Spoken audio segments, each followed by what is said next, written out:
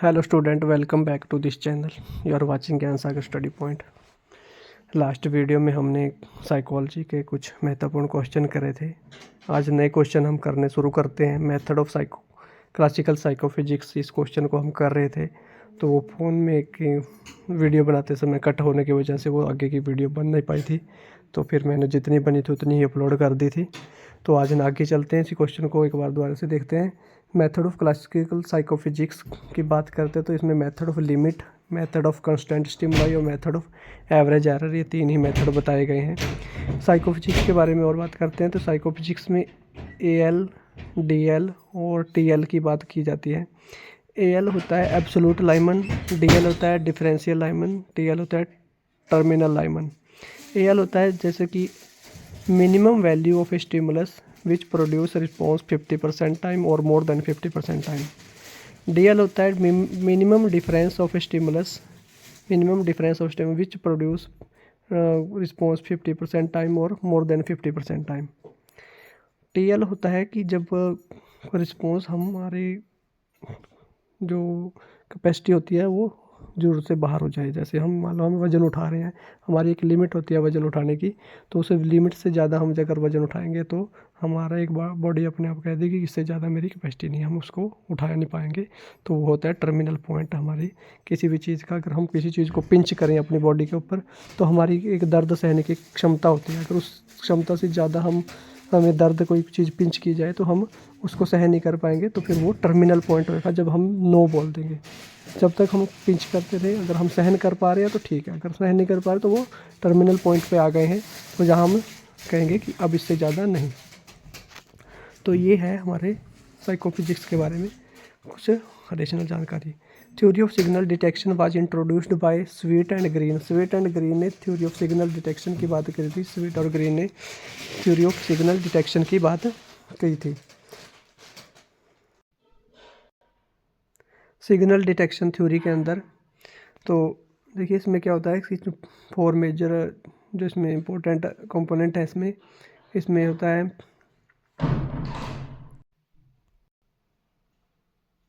तो हम इसके 4 कंपोनेंट की बात करते हैं। देखिए इसमें पहला आता है हिट रिस्पॉन्स। हिट रिस्पॉन्स में क्या होता है कि सिग्नल होता है और जब सब्जेक्ट कहता है कि सिग्नल है, यस कहेगा, तो हमारा तो हिट रिस्पॉन्स हो जाएगा। दूसरा आता है कि मिस रिस्पॉन्स में क्या होता है मिस रिस्पॉन्स में सिग्नल नहीं था और वो कह दिया था कि है, तो ये मिस रिस्पॉन्स हो गया। ठीक है, मिस रिस्पॉन्स। थर्ड नंबर पे आता है करेक्ट रिजेक्शन में सिग्नल नहीं था और वह कहता है नहीं है, तो करेक्ट रिजेक्शन। लास्ट है फॉल्स अलार्म में क्या था, सिग्नल नहीं था और उसने कह दिया कि सिग्नल है, तो ये फॉल्स अलार्म हो जाएगा। तो ये इसके 4 कंपोनेंट हैं सिग्नल डिटेक्शन थ्योरी के। नेक्स्ट है attention is influenced by. Attention किसके द्वारा प्रभावित होती है? इन्फ्लेशन की जगह इन्फ्लुएंस कर सकते हैं, उसको इन्फ्लुएंस कर देना, इन्फ्लुएंस्ड बाय तो सब्जेक्टिव फैक्टर और ऑब्जेक्टिव फैक्टर। तो सब्जेक्टिव फैक्टर और ऑब्जेक्टिव फैक्टर दोनों से ही हमारा जो अटेंशन है वो प्रभावित होता है। या इन्फ्लेशन की जगह इन्फेक्टेड कर लेना है। तो सब्जेक्ट फैक्टर और इंटरनल फैक्टर जो हमारे आंतरिक फैक्टर होते हैं, मोटिवेशन हो गया, इंटरेस्ट हो गया, अटेंशन होगी, तो ये ऑब्जेक्ट होते हैं। जैसे बाहर इंटेंसिटी होगी, रिपीटिशन होगी, न्यूअलिटी होगी, तो ये हमारे ऑब्जेक्ट के फैक्टर होते हैं, तो हमारे अटेंशन को प्रभावित करते हैं। Next question is RSJS Ross classified tension into 2 type. उन्होंने 2 टाइप से क्लासीफाई किया है, एक वोलेशनल और नॉन वोलेशनल, जैसे आप स्क्रीन पे देख पा रहे हो। तो वोलेशनल को हम वॉलेंट्री अटेंशन कह सकते हैं और नॉन वोलेशनल को नॉन वॉलेंट्री अटेंशन कहते हैं। वोलेशनल अटेंशन में क्या होता है, इंडिविजुअल जो एफर्ट करता है, the person has to experience is interest, उसकी विल पावर होती है उसमें। अटेंशन 2 तरह से होती है, इम्प्लिसिट अटेंशन होती है जिसमें सब्जेक्ट ऑर्डिनरी एफर्ट करता है, सिंपल एफर्ट करता है, कोई ज़्यादा कोशिश नहीं करता किसी चीज़ को गेन करने की। एक्सप्लिट अटेंशन में व्यक्ति बहुत ज़्यादा मेहनत करता है, किसी के बार बार एफर्ट करता है उस चीज़ को प्राप्त करने की। तो नेक्स्ट है नॉन वॉलेंटरी अटेंशन। इसमें व्यक्ति ज़्यादा एफर्ट नहीं करता। नॉन वॉलेंटरी में पहले ही जैसे नाम से ही पता लग रहा है कि नॉन वॉलेंटरी, इसमें ज़्यादा एफर्ट व्यक्ति द्वारा नहीं किए जाते। तो इसमें क्या होता है, एनफोर्स्ड अटेंशन होती है। इसके दो पार्ट हैं आगे। एनफोर्स्ड अटेंशन कि जैसे मान लो कोई बाहर धमाका हो जाए, हमारा ध्यान एकदम से धमाके की तरफ जाएगा, जबकि हम चाहते नहीं थे कि कोई हमारा ध्यान यहाँ से भटके कहीं से, जो हम पढ़ रहे हैं या कुछ कर रहे हैं। तो वो एनफोर्स्ड मतलब बाहर इन्वायरमेंट में ऐसी कोई घटना घटी, स्टिमुलेशन हुआ कि जिसके द्वारा जो हमारे ध्यान को खुद अपनी तरफ खींच रहा है, मतलब उसके अंदर कैपेसिटी थी हमारे ध्यान को खींचने की, तो एनफोर्स्ड हो गया। एनफोर्स का मतलब कि अपनी तरफ खींच लेना, एनफोर्स करना। स्पॉन्टेनियस होता है स्वाभाविक, हमारे जैसे इंटरेस्ट के आधार पर, या हमारी मोटिवेशन है, हमारा कोई सेंटिमेंट जुड़ा हुआ किसी चीज़ के साथ, तो उसकी तरफ हमारा ध्यान चला जाता है, तो वो हमारा स्पॉन्टेनियस अटेंशन कहलाता है। Next interest refer to. इंटरेस्ट क्या होता है, इंटरेस्ट हमारी इनेट फीलिंग होती है या एक्वायर्ड फीलिंग होती है या बोथ होती है। तो इंटरेस्ट में देखो, इनेट हमारे जो कुछ इंटरेस्ट हम बचपन से ही हमारे अंदर होते हैं, परंतु कुछ हमने एक्वायर्ड किया है इन्वायरमेंट से, बाहर की दुनिया से हमें उन चीज़ों के बारे में हम जान के और उन चीज़ों के बारे में हमारे इंटरेस्ट डेवलप हो पाए हैं। तो इसमें दोनों ही आंसर आ जाएंगे, बोथ ए और बी हमारा इंटरेस्ट में इनेट फीलिंग और एक्वायर्ड फीलिंग दोनों आती हैं। Interest is latent attention and attention is interest in action set by, किसने कहा है? Interest is attention, attention is interest. तो ये मैकडोंगल ने कहा है। ये जो बात बताई है ये मैकडोंगल द्वारा बताई गई है। What is the not essential quality of intelligence according to Binet? Binet ने इंटेलिजेंस की एसेंशियल क्वालिटी किसे नहीं माना? What is not essential quality of intelligence? पहला जजमेंट, पहला है जज, टू जज करना, टू कंप्रहेंड करना, टू रिएक्शन करना, रीज़न, टू थिंक। तो किसे विनय ने अपनी अटेंशन इंटेलिजेंस की क्वालिटी नहीं माना?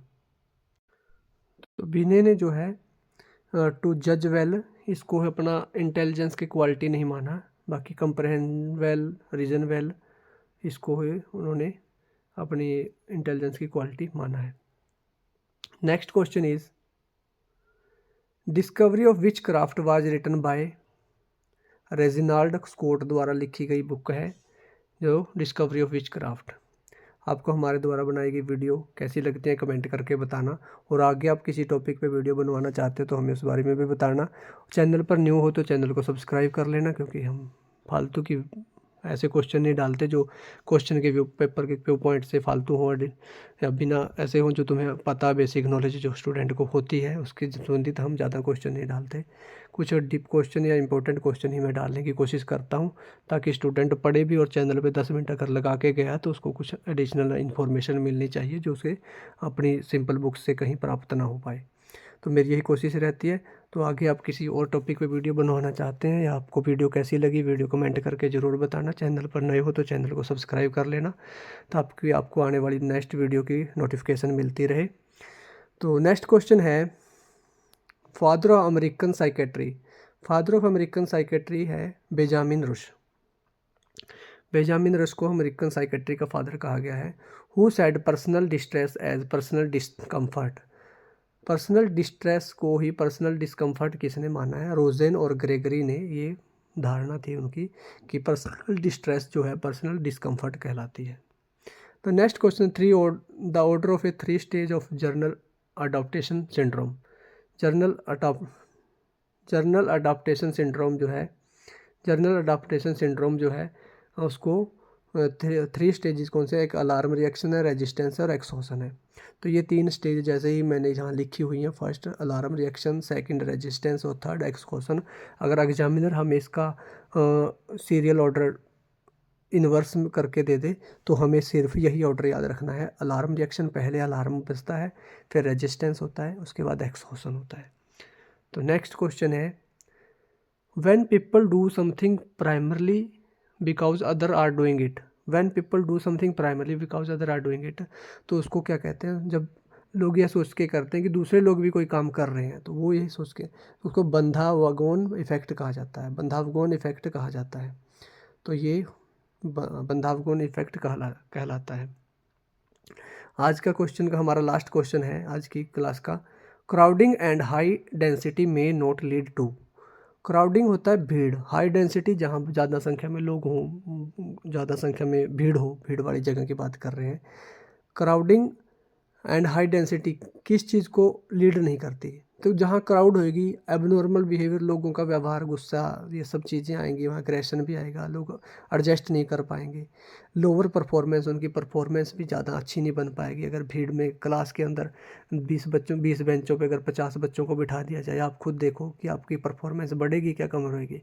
तो ये सब, तो वहाँ पर ये सारे जो हाई डेंसिटी हो, क्राउड ज़्यादा हो, एबनॉर्मल व्यवहार होगा, लड़ाई झगड़ा होगा, तो ये सब चीज़ें जो है हमारी लीड नहीं कर पाएंगी, तो एडजस्टमेंट को लीड नहीं कर पाएगी। इन चीज़ें तो एबनॉर्मल बिहेवियर भी बढ़ेगा, एग्रेशन भी बढ़ेगा, लोअर परफॉर्मेंस भी होगी, परंतु हमारा एडजस्टमेंट नहीं हो पाएगा।